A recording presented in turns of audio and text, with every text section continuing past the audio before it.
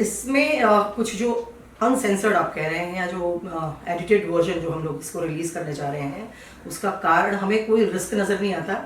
उसमें ये जरूर एक आनंद का विषय लगता है कि पहले ऐसा लगता था कि जो रिलीज मूवी थी उसमें हिंदुओं के मन में कहीं ना कहीं ये ग्रंथि, ये कुंठा रह गई थी कि जो अपने आप को बड़े गर्व से हिंदू कहता है, जो अपने आप को सनातनी कहता है, उसको भय क्यों लगना चाहिए जब अन्य धर्मों के लोगों को अपने आप को जैन, बौद्ध, सिख, क्रिश्चियन, मुस्लिम कहने में भय नहीं लगता, तो सिर्फ हिंदू को जो यहाँ का बहुसंख्यक है इस देश का, उसे भय क्यों लगना चाहिए? तो हमें भी रिस्क और भय क्यों महसूस होना चाहिए? लेकिन हमें तो बहुत प्रसन्नता है। ये जानना चाहूँगा कि आज के माध्यम में खासकर सोशल मीडिया इतना स्ट्रांग है, जब भी कोई फिल्म का प्रमोशन होता है या कोई फिल्म आने वाला होता है तो अब देखते हैं कि किस तरह से धर्म को लेकर विवाद ज्यादा हो जाता है। हाल ही में जैसे एक फिल्म को नेटफ्लिक्स ने निकाला है सिर्फ धर्म, हाँ, तो वो चीज़ बताइए कितना ज़्यादा आपको लगता है कि फिल्म मेकर के तौर पर क्रिएटिव फ्रीडम छीन रहा है? अभी OTT पे जब इतना फ्रीडम है लोगों को। देखिए, क्रिएटिव फ्रीडम, और मैं क्योंकि मैंने पहले भी बताया हुआ है कि मैं एक दर्शन शास्त्र की विद्यार्थी रही हूँ, तो मेरा जो स्पेशलाइजेशन था एमफिल में भी और PhD के लिए भी, वो हर्मेनॉइटिक्स था। हर्मेनॉइटिक्स यानी द आर्ट ऑफ इंटरप्रिटेशन। जब आप इंटरप्रिटेशन की बात करते हैं तो आपका इंटरप्रिटेशन, मेरा इंटरप्रिटेशन, हम किस क्रिटिकल नजरिए से उसे देख रहे हैं वो अलग अलग हो सकता है। वो विवाद का विषय होना ही नहीं चाहिए। आपका इंटरप्रिटेशन, अगर आपको लगता है कि ये फिल्म इस माध्यम से बनी थी, आप बनाइए उस माध्यम से। आपको जिस तरह का इंटरप्रिटेशन उसमें समझ में आता है, आप भी कोशिश कीजिए उस तरह से बनाने की।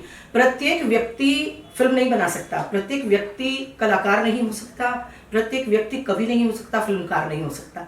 तो उसे संतुष्ट होना पड़ता है कि ये उस फिल्मकार की, उस निर्देशक की, उस राइटर की इंटरप्रिटेशन है जिसे हमें समझना पड़ेगा। लेकिन क्योंकि मैंने आपको पहले भी बताया कि मैं दर्शन शास्त्र की विद्यार्थी हूँ, और हम एक पक्ष रखते हैं क्रिटिकल इंटरप्रिटेशन। मतलब इंटरप्रिटेशन किसी भी ग्रंथ की, विषय की, वस्तु की एक नहीं हो सकती, बहुत सी हैं। तो आप ट्राई कीजिए, नई नई इंटरप्रिटेशंस को ट्राई कीजिए। लेकिन जो बहुसंख्यकों का ये धर्म है, जो सनातनी धर्म है, इसके विषय में मैं बार बार कहना चाहूंगी कि धर्म आस्था का विषय है, ये तर्क का विषय नहीं है।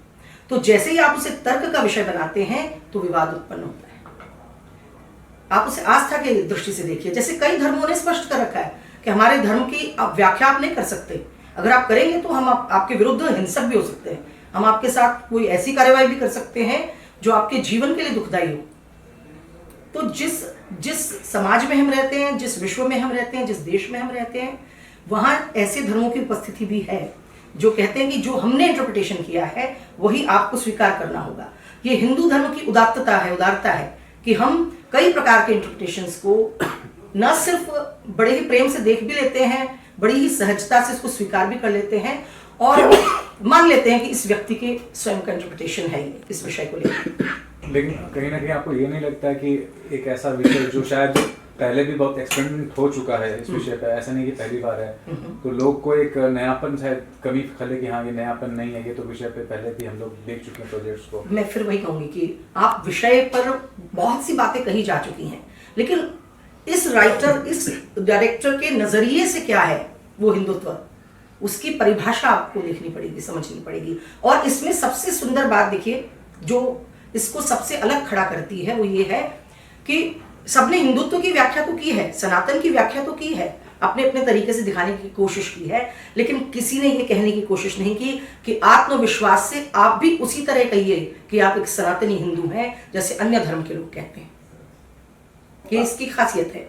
अभी सिर्फ फिल्म की बात अगर करें तो आदि पुरुष भी आई थी, वहां पे आप देखें कि किस तरह से मनोज मुंशी जी ने किस तरह से व्यंग किया था, अगर देखा जाए धर्म को लेकर बाद में माफी मांगा था। तो एक कलात्मक माध्यम में इस तरह से सस्तापन लाना सिर्फ इसलिए कि देखिए, धर्म, मैंने कहा ना, धर्म बड़ा ही वैसा विषय है, एक ऐसा संवेदनशील विषय है जिसके मर्म को समझकर अगर आप अपना ये कार्यक्रम कर रहे हैं और ये सब कर रहे हैं, जो क्रिएटिव सृजनता का धर्म निभा रहे हैं, तब तो आपकी उसको विषय को स्वीकार कर लिया जाएगा। लेकिन जैसे आपने कहा कि उन्होंने व्यंग्य किया, तो धर्म एक हमारे लिए पवित्र है, हमारे लिए पावन है। हम अपनी किताबों के आगे लगाते हैं कि होली बाइबल, होली कुरान, होली रामायण, है ना। देखिए, हम तो रामचरितमानस कहते हैं, श्री रामचरितमानस कहते हैं। तो उसका अर्थ ही ये है कि हमने अपने धर्म को मान लिया है कि इसमें एक पवित्रता है, इसकी एक कहते हैं ना बाउंड्री लाइन है, इस बाउंड्री लाइन को हमें क्रॉस नहीं करना है। तो जहां आप बाउंड्री लाइन क्रॉस करके कहेंगे कि ये मैंने सृजन धर्म को निभाया है, तो आपने धर्म के साथ तो फिर अन्याय ही किया है।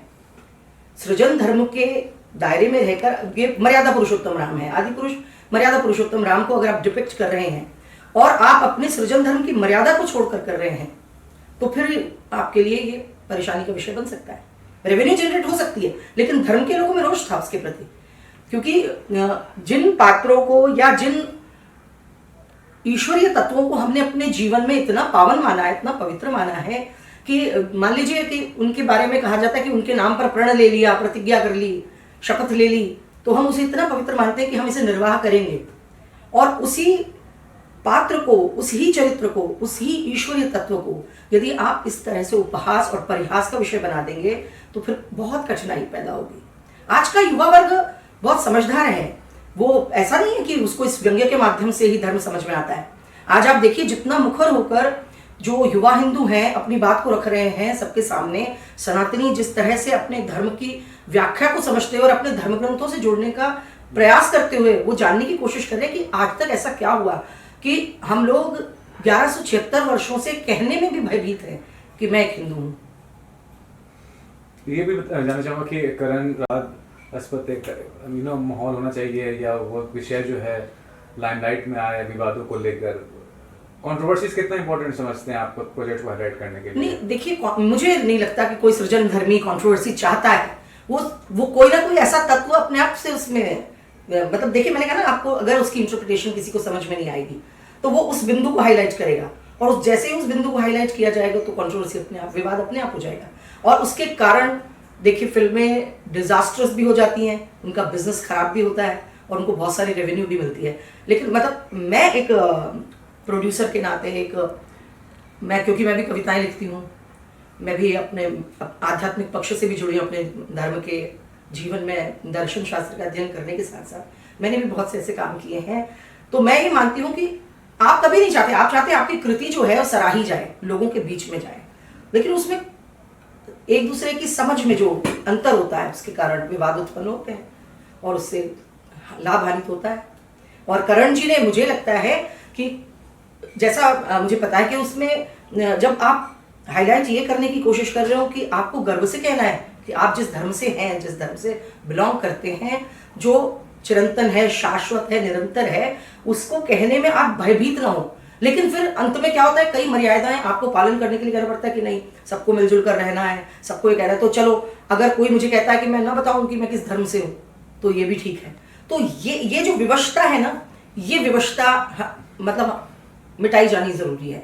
ये विवशता नहीं होनी चाहिए, ये भय नहीं होना चाहिए।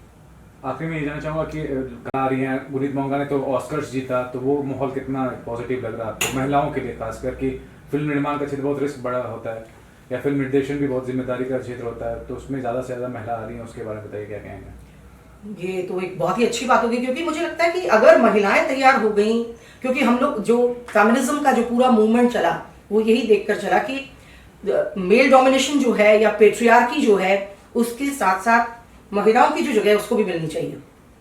उसीलिए पूरा फेमिनिज्म का आंदोलन चला। और फेमिनिज्म के आंदोलन की खासियत ये थी कि उसका कहना ये था कि हर स्त्री की कहानी विशिष्ट है, हर स्त्री के अनुभव विशिष्ट हैं। तो वो स्त्री जब अपने सेल्फ को ढूंढने चलती है, अपने निजता को ढूंढने चलती है, तो वो जीवन में जब कला से जुड़ेगी, धर्म से जुड़ेगी, राजनीति से जुड़ेगी, व्यापार से जुड़ेगी, तो वो अपने आयाम से जरूर देगी और वो सामंजस्य भी बिठाएगी आपके विचारों से, इसके विचार से, उसके विचार से, सबके विचारों से। तो वो एक बड़ी एक सकारात्मक कोशिश है कि महिला निर्देशक आए, महिला निर्माता आए। लेकिन देखिए फिर भी मैं कहूँगी कि फाइनेंस का जो क्षेत्र है वो अभी भी मेल डोमिनेंट है, कि वो प्रोजेक्ट के लिए आपको अगर फाइनेंस चाहिए तो आपको जिनको बताना अपना प्रोजेक्ट वो कन्विंस होने चाहिए, और वो ज़रूरी नहीं है कि उनकी मानसिकता भी उतनी ही उदार हो जितनी स्त्रियों की होती। Thank you.